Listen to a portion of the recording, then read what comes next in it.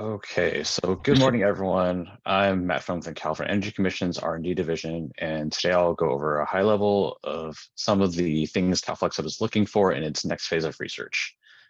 You can go to the next slide.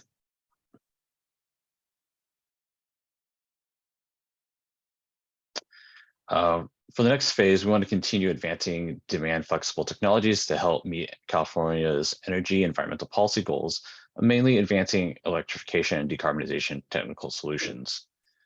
These demand flexibility technology solutions ought to demonstrate quantifiable benefits for signal responsive demand flexibility technologies that are supportive of the load management standards and the flexible demand appliance standards. These technologies should also demonstrate value to the customer or ratepayer, load serving entities, and or the grid. So for example, is this technology cost effective to the intended user, or does it present enough energy benefits for adoption by utility program? We are also looking for identification of any barriers to achieving value. Another element that CalFlexHub is looking for in the next phase is developing and demonstrating interoperable technologies. So how can several technologies or DERs interact or coordinate with each other? How feasible is it to create interoperability between end uses, and when is it the most optimal time to utilize interoperable technology solutions?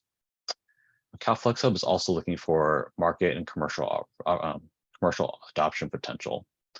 One of the goals for CalFlexHub and EPIC as a whole is advancing technologies through the innovation pipeline into the market for commercialization. CalFlexHub is looking for demand flexible research that can effectively scale technology solutions in an equitable way, so all Californians have an opportunity to take part in demand flexibility. And now I'll hand the presentation off to Kadir Badir. Thank you. Thank you, Matt, for delivering the message and setting the stage. Hello, good morning, everyone. My name is Kadir. I'm the supervisor of the Demand Flexibility Research Team at CEC. And in this part of the presentation, we will talk about money. So the new programs and anticipating funding opportunities.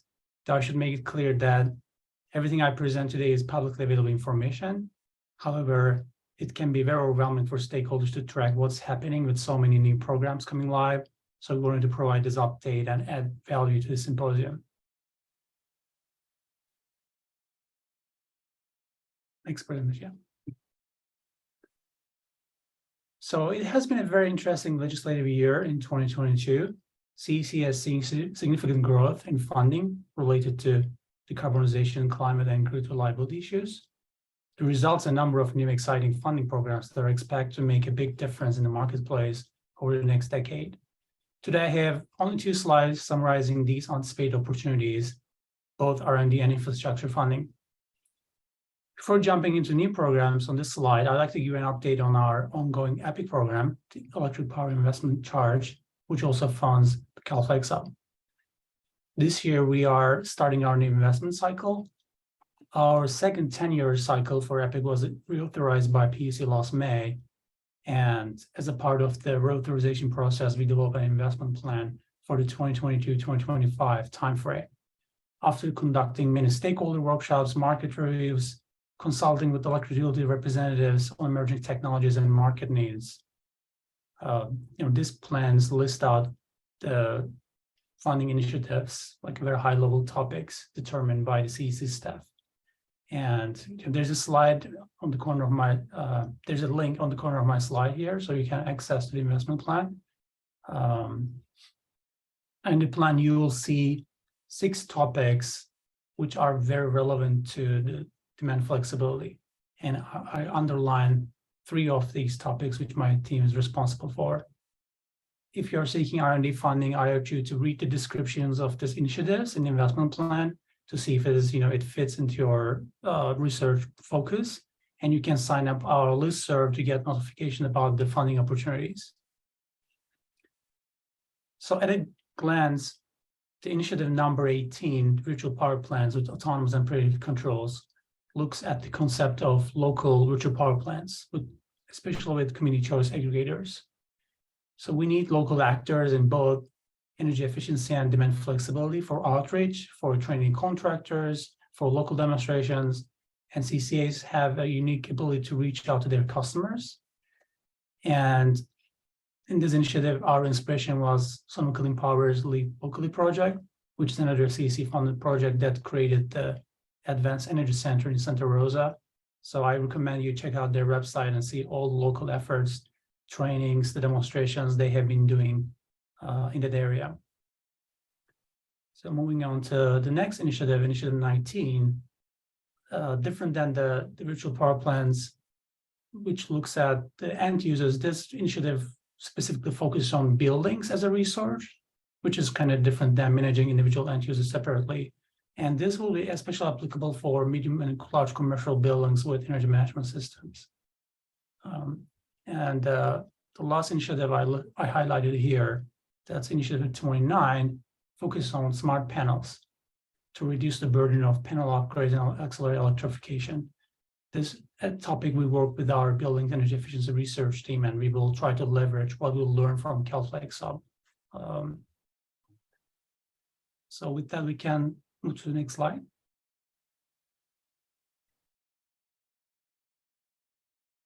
So here is the list of our new programs and those that has demand flexibility aspect. So the number, the list could be more extensive, but I'm including those involving demand side resources.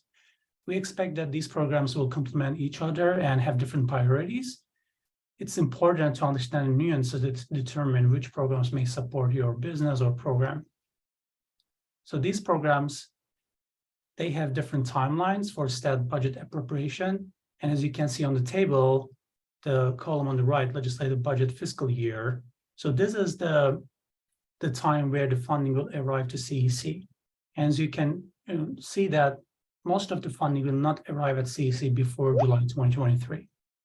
And besides the legislative budget, these programs also have different timelines for CEC to spend it within, usually within a few years or, 5 to 6, 7, every program has a different timeline.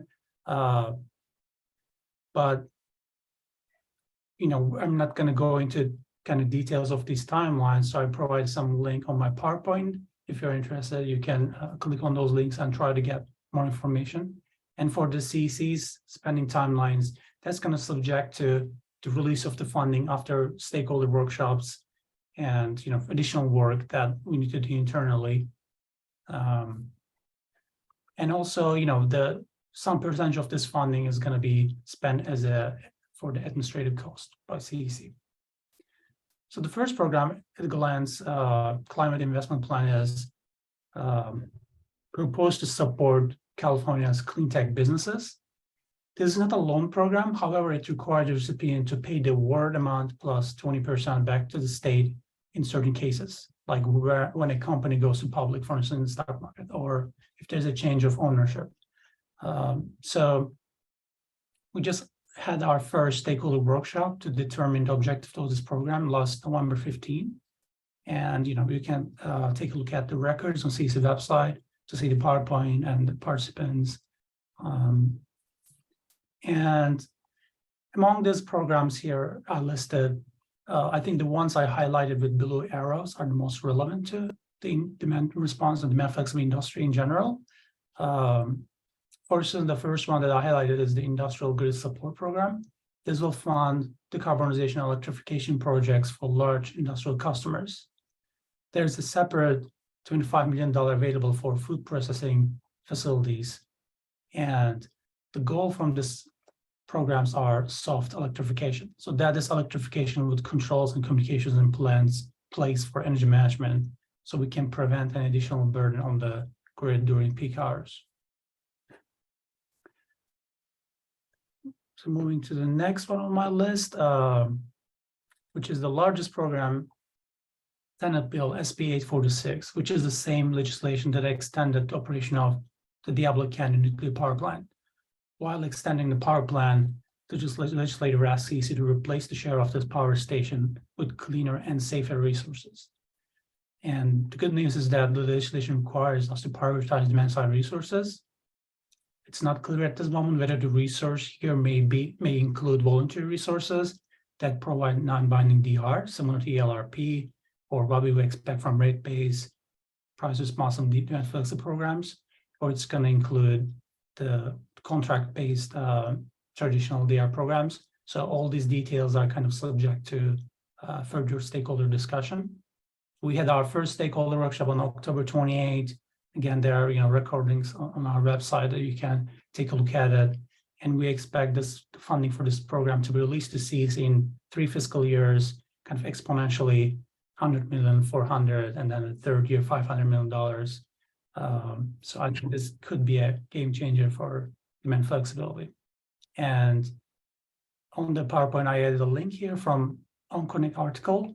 I think they did a great job on describing the goals of this legislation. So can definitely take a look at that. And moving to the next program. So that's the Distributed Electricity Backup Assets, DEBA program. And the priority for this program is to replace diesel or dirty backup generators, very commonly used by the industrial customers.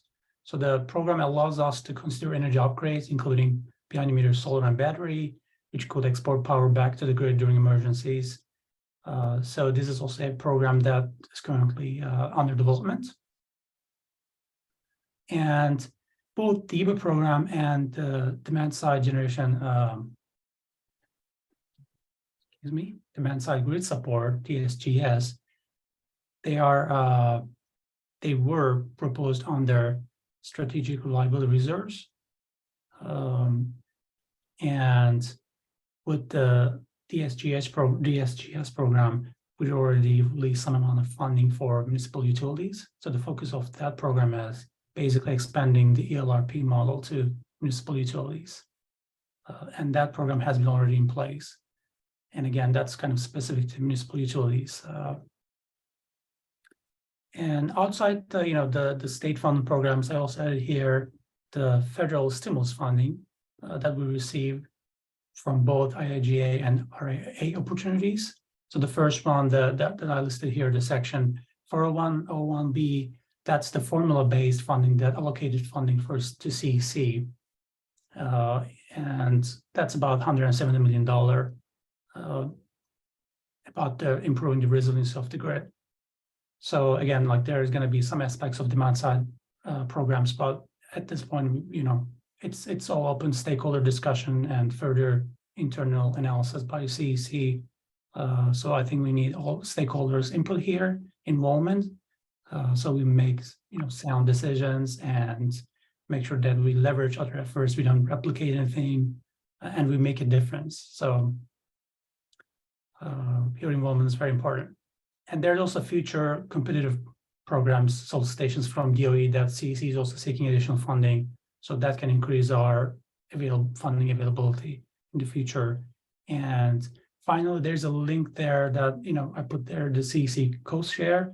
So that's for businesses, entities who apply for DOE funding but need match funding, so need to raise funds for their match funding. So CEC also provides cost share from EPIC 4 program. And with that, I hope this presentation was helpful. Please feel free to contact us if you have any questions. We will be happy to contact you with the right people. Thank you.